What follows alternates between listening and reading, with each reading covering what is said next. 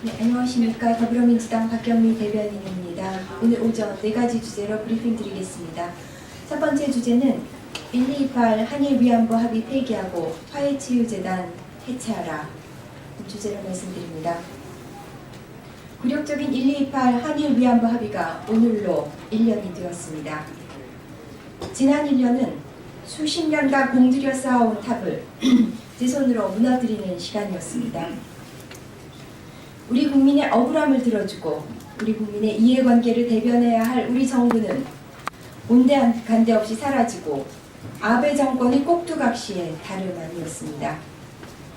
위안부 백서 발간, 위안부 기록물 유네스코 세계기록유산 등재 지원 등 정부 예산으로 지원되던 수많은 기념사업들이 이유도 모른 채 전면 중단되거나 수정되었고, 일본 정부의 더러운 돈 10억 엔을 집행하기 위해 졸속으로 설립한 화해치유재단이 알량한 푼돈으로 할머니들을 기만했습니다. 최근 뜨거운 논란을 일으킨 국정 역사교과서를 통해 위안부 문제를 왜곡, 축소하려는 시도도 있었습니다. 그 사이에도 아베의 털끝 망언 등 일본 정부의 만행은 잊을만 하면 한 번씩 되풀이되었습니다.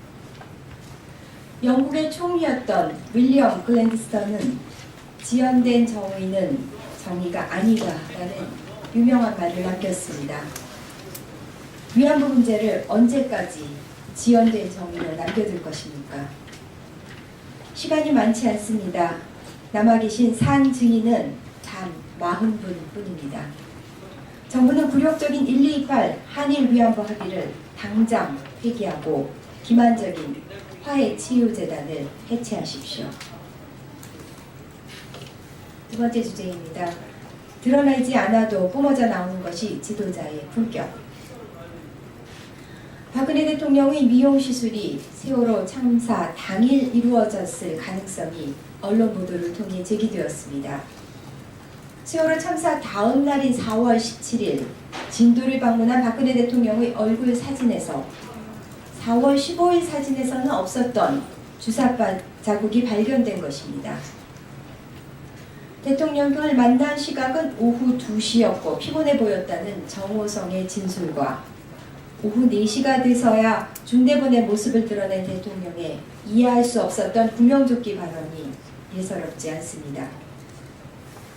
유진영 전 문체부 장관은 낙하산 인사 척결을 담았던 박근혜 대통령의 눈물의 대국민 담화 바로 다음 날 김기춘 실장으로부터 코미디언 잔이윤 씨를 한국관광공사 감사로 임명하라는 지시를 받았다고 합니다. 또다시 낙하산 인사를 감행한 셈인데 장삼 이사의 작심도 최소 3일은 가는 법입니다. 최순실 태블릿 PC, 김영한의 비망록, 안종범의 수첩, 고영태, 노승일, 박헌영의 내부 고발, 유진영의 폭로 등 망자까지 합세한 빼도 박도 할 수 없는 증거들이 박정희, 최태민 대를 이어 40년간 이어져온 박근혜, 최순실 게이트의 전모를 향하고 있습니다. 오늘 외신을 통해 피델 카스트로의 우상화를 금지하는 법안이 쿠바에서 통과되었다는 소식이 전해졌습니다. 지난달 사망한 피델 카스트로의 유언에 따른 것으로 기념 동상을 세우거나 공공장소에 그의 이름을 붙이는 것을 금지하는 내용이라고 합니다.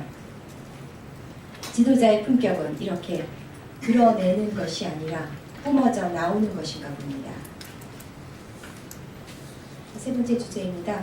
박영수 특검의 전방위적 수사, 조기 탄핵 인용이라는 새해 선물 선사해 주길 바란다. 특검 수사가 급물살을 타면서 박근혜 최순실 게이트의 민낯이 서서히 드러나고 있습니다. 특검은 어제 김기춘 전 비서실장과 조윤선 문체부 장관의 자택과 집무실을 압수수색하는 한편 오늘 정관주 전 문체부 1차관, 모철민 전 교육문화수석 등 유진년 전 문체부 장관의 메간토크 폭로를 뒷받침할 증인들을 잇따라 소환하면서 수사에 박차를 가하고 있습니다. 유신 체제에나 가능했을 법한 문학의 블랙리스트 작성 배경이 다름 아닌 최순실의 개인 사업 걸림돌 제거였다고 합니다. 대통령 본인이나 친인척도 아닌 비선 실세의 이권을 위해 국정원의 인적 정보까지 동원했다니 통탄할 노릇입니다. 특검은 또 최순실 정유라 모녀의 이권과 삼성 이재용 사장의 경영급 세습을 주고받는 과정에 보건복지부와 국민연금까지 끌어들인 사실을 확인하고 문영표 전 보건복지부 장관이자 현 국민연금 이사장을 긴급 체포해 조사 중입니다. 특검은 정윤회 문건 등 관련 자료를 확보하고 정윤회에 대한 출국 금지는 물론 해외 도피 중인 정유라의 신병 확보를 위해 인터폴에 적색 수배를 요청하기도 했습니다. 특검은 내년부터 일주일에 2번 변론 기조를 유지하면서 집중 심리에 나선다는 계획입니다. 수사의 속도는 물론 깊이까지 확보하면서 박영수 특검에 거는 신뢰와 기대가 큽니다. 하루라도 빠른 탄핵 인용 결정을 기다리고 있는 국민들께 깜짝 새해 선물을 선사해 주길 바랍니다. 마지막 주제입니다. 황교안 권한대행은 즉각 위기 관리에 나서라. 세미 탄파가 매섭게 몰아치고 있는 가운데 서민들의 팍팍한 생활마저 박근혜 최순실 게이트에 묻히고 있어 걱정스럽습니다. 정부 발표에 따르면 올해 조세 부담률이 19.5%로 추정된다고 합니다. 이는 2007년 이래 사상 최대치를 기록한 것으로 증세 없는 복지를 외쳤던 박근혜 정부의 구호가 허울뿐이었음을 드러낸 셈입니다. 며칠 전 발표된 사상 최대의 가계부채와 미국 금리 인상에 따라 예상되는 가계부담을 고려하면 IMF 금융위기였던 2009년 4월 이후 가장 낮은 수준까지 떨어졌다는 이달의 소비자 심리지수가 설득력 있게 들립니다. 발병 40여일 만에 2,600만 마리의 오리와 닭이 살처분됐음에도 확산일로인 AI, 그로 인해 천정부지로 치솟은 계란값, 백신 대란까지 몰고 온 A형 독감으로 인해 세미 지갑은 얇아져만 가고 있습니다. 황교안 대통령 권한대행 국무총리는 대체 뭐를 하고 있습니까? 황 대행의 임무는 다름 아닌 위기관리입니다. 전대미문의 국정농단 사건 뒤에 가려져 초토화된 국민의 일상을 회복하는 일, 그것이 황 대행이 박근혜 정부의 부역자로서 조금이라도 죄를 덜어내는 일임을 아십시오. 감사합니다. 대한 출국 금지는 물론 해외 도피 중인 정유라의 신병 확보를 위해 인터폴에 적색 수배를 요청하기도 했습니다. 특검은 내년부터 일주일에 2번 변론 기조를 유지하면서 집중 심리에 나선다는 계획입니다. 수사의 속도는 물론 깊이까지 확보하면서 박영수 특검에 거는 신뢰와 기대가 큽니다. 하루라도 빠른 탄핵 인용 결정을 기다리고 있는 국민들께 깜짝 새해 선물을 선사해 주길 바랍니다. 마지막 주제입니다. 황교안 권한대행은 즉각 위기 관리에 나서라. 세미 탄파가 매섭게 몰아치고 있는 가운데 서민들의 팍팍한 생활마저 박근혜 최순실 게이트에 묻히고 있어 걱정스럽습니다. 정부 발표에 따르면 올해 조세 부담률이 19.5%로 추정된다고 합니다. 이는 2007년 이래 사상 최대치를 기록한 것으로 증세 없는 복지를 외쳤던 박근혜 정부의 구호가 허울뿐이었음을 드러낸 셈입니다. 며칠 전 발표된 사상 최대의 가계부채와 미국 금리 인상에 따라 예상되는 가계부담을 고려하면 IMF 금융위기의 영향과는 낙하산 인사 척결을 담았던 박근혜 대통령의 눈물의 대국민 담화 바로 다음 날 김기춘 실장으로부터 코미디언 잔이윤 씨를 한국관광공사 감사로 임명하라는 지시를 받았다고 합니다.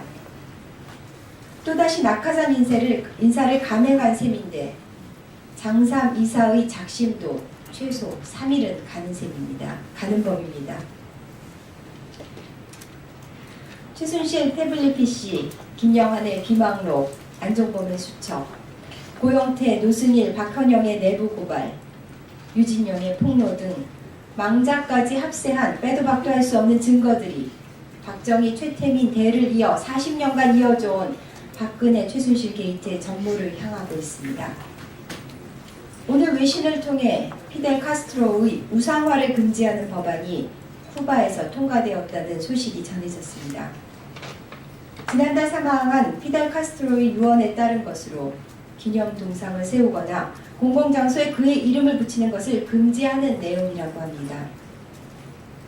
지도자의 품격은 이렇게 드러내는 것이 아니라 뿜어져 나오는 것인가 봅니다. 세 번째 주제입니다. 박영수 특검의 전방위적 수사. 네, 안녕하십니까. 더불어민주당 박경미 대변인입니다. 오늘 오전 4가지 주제로 브리핑 드리겠습니다. 첫 번째 주제는 128 한일 위안부 합의 폐기하고 화해치유재단 해체하라. 주제로 말씀드립니다. 굴욕적인 128 한일 위안부 합의가 오늘로 1년이 되었습니다. 지난 1년은 수십 년간 공들여 쌓아온 탑을 제 손으로 무너뜨리는 시간이었습니다. 우리 국민의 억울함을 들어주고 우리 국민의 이해관계를 대변해야 할 우리 정부는 온데간데 없이 사라지고 아베 정권의 꼭두각시의 다름 아니었습니다. 위안부 백서 발간, 위안부 기록물 유네스코 세계기록유산 등재 지원 등 정부 예산으로 지원되던 수많은 기념사업들이 이유도 모른 채 전면 중단되거나 수정되었고 일본 정부의 더러운 돈 10억 엔을 집행하기 위해 졸속으로 설립한 화해치유재단이 알량한 푼돈으로 할머니들을 기만했습니다.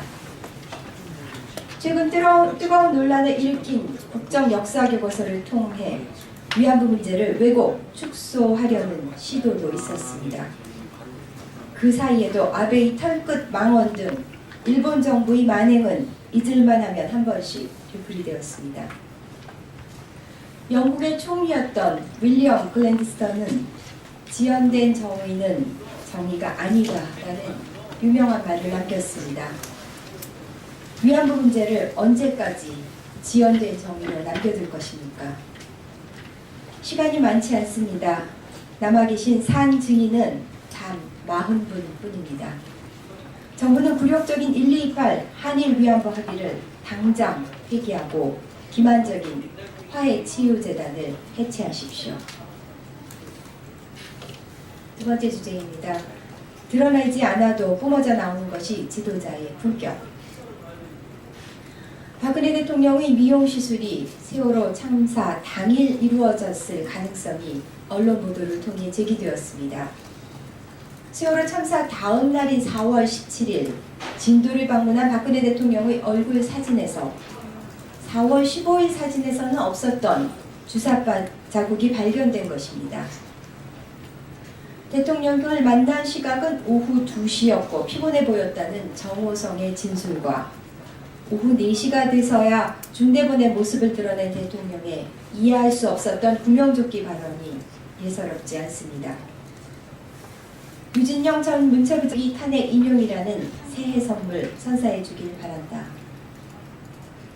특검 수사가 급물살을 타면서 박근혜 최순실 게이트의 민낯이 서서히 드러나고 있습니다. 특검은 어제 김기춘 전 비서실장과 조윤선 문체부 장관의 자택과 집무실을 압수수색하는 한편 오늘 정관주 전 문체부 1차관, 모철민 전 교육문화수석 등 유진년 전 문체부 장관의 메간토크 폭로를 뒷받침할 증인들을 잇따라 소환하면서 수사에 박차를 가하고 있습니다.